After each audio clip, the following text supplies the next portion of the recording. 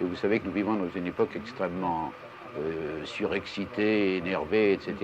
et extrêmement et hyper tendue.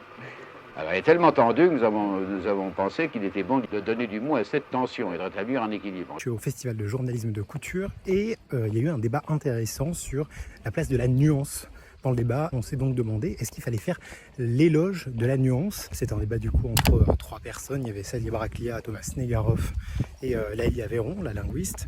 Et Thomas Negaroff disait plutôt non en fait. Parce que la nuance, ça a plutôt tendance à valoriser la prise de parole de celui qui est en train de parler, pour se mettre en avant et dire mon argument est le meilleur, mon argument est celui qui est le plus de bon sens, donc un peu comme un argument d'autorité, plutôt que d'affirmer une position forte, d'aller sur un consensus mou, plus confortable à assumer qu'une position franche. Sarah Braclay disait justement, elle au contraire, que la nuance avait tendance à manquer ces jours-ci. Les choses étaient vraiment très polarisées, ce à quoi la linguiste et Thomas Negaroff ont répondu qu'il ne fallait pas confondre complexité et nuance, puisqu'on peut développer un avis complexe sans justement prendre cet argument de la nuance comme un argument d'autorité qui permettrait d'avoir un consensus qui va dans le sens du statu quo en fait. Toi, est-ce que tu penses qu'aujourd'hui justement le débat manque de nuance ou de complexité? N'hésite pas à me dire ce que tu en penses en commentaire.